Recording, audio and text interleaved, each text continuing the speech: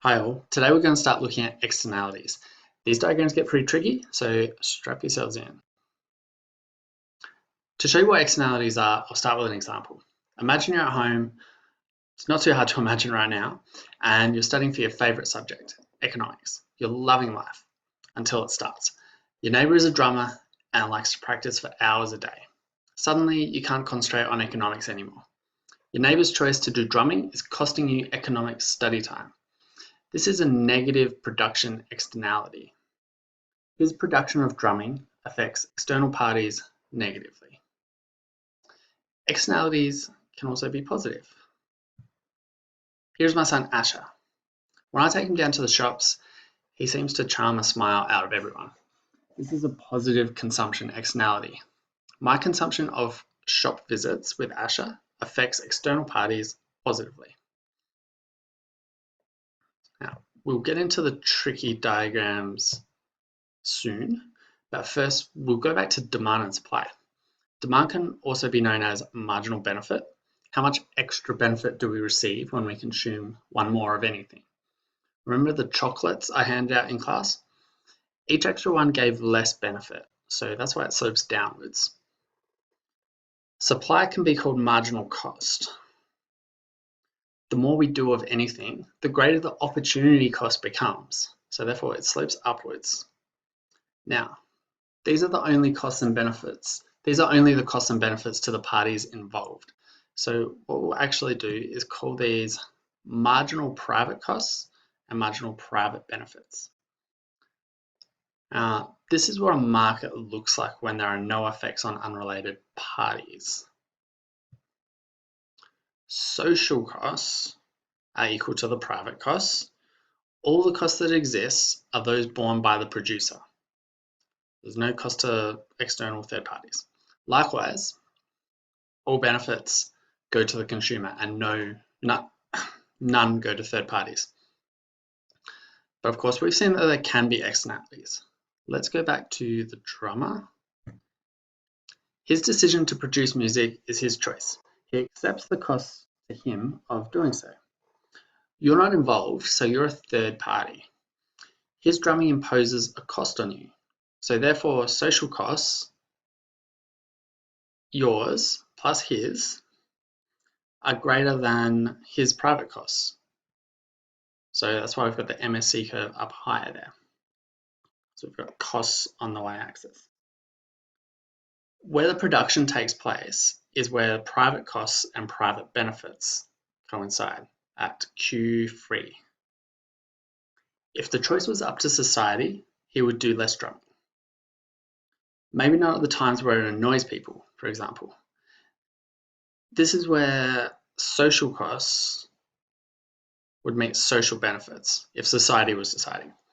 So he would do drumming of Q opt, the optimal quantity. Now let's go back to my son Asher. Society benefits when I take him out, as even the most bitter of faces can turn into a smile when he activates his charm. Social benefits are my benefits plus society's. So if it was up to society, Asher would get taken out more often at QOpt, where MSB equals MSC. But it's my decision, so I do it according to my private costs and benefits, and I might only do it here at Q3, where MPB equals MPC. Now we'll look at two other types of externalities and go a little bit deeper into the diagrams. Smoking is a classic example of a negative consumption externality.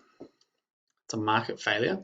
People decide to smoke based on their own private costs and private benefits, where MPC equals MPB here at Q3. Of course, this consumption leads to negative effects on others, including the fact that their taxes pay for the smoker's healthcare, passive smoking that people suffer, and litter, smell. Marginal social benefits are therefore less than the private benefits received. There's an external cost there. social benefits less than private benefits. Society would want consumption at Q opt, where social costs equals social benefits. Okay, where are we? Q opt represents allocative efficiency. So we learnt this term really early on in the course. This is the optimal amount of a good or service that society would like. So we're producing the right amount. If we were operating a higher quantity than Q opt, we can see that the social cost, represented by this curve, is greater than the social benefit. So here there's a difference. Cost is greater than benefit. So one extra cigarette provides more cost to society than it does benefit. Likewise, if we were operating a lower quantity, we're foregoing potential benefits. So we would always tend towards going this way. So the benefits to society of smoking an extra cigarette might be the relaxation that it provides so many people. So over here in theory, one extra cigarette provides more benefit than cost. So we would want more consumed. Now these two forces together, if we're thinking of society as a whole, would bring us towards operating at Q opt, allocative efficiency.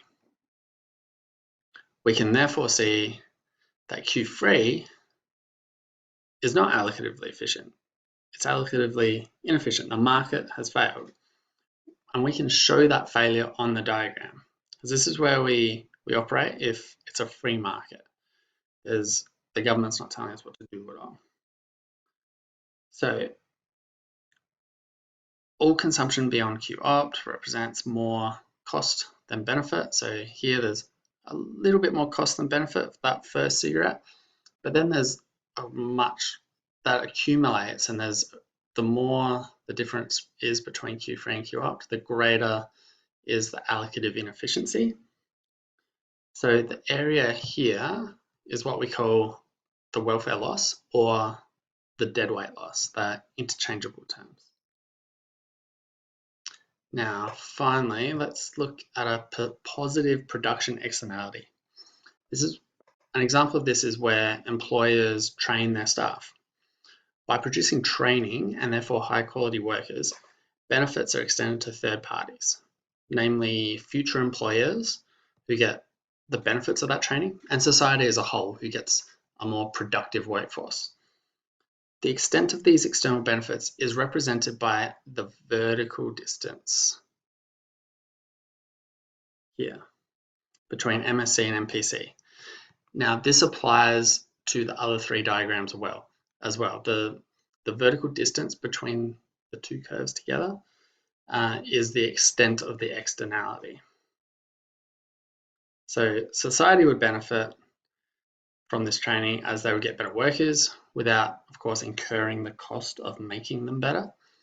Therefore, society would want training by employers to be done at Q opt instead of Q free, where firms would do it, as firms would always be worried about the employees leaving and them then getting no return on their training investment. In this case, the failure is an under-allocation of resources to training. We can see that one more unit of training above Q free would have greater marginal social benefit than marginal social cost. So society would be better off if they just spent one more hour training one employee. And that would happen so on and so on until we reach Q opt. So the failure here is the potential social benefits that are not realized. So this is where the welfare loss is. Now for the four diagrams, the welfare loss is where the production or consumption is not allocatively efficient, where MSC does not equal MSB. And a trick to it, for when you're trying to remember how to draw that diagram, is that the welfare loss will always point to this triangle, so it points to Q opt, the socially optimum equilibrium, where MSC equals MSB. So we've seen it on positive production externalities, negative consumption externalities, and if we go back to the drummer, this is where it would be for a negative production externality. And for Asher, this is a positive consumption externality. So this is where it would be here. Okay, I'll leave it there. These diagrams are tough, but we will get our heads around them, I'm sure.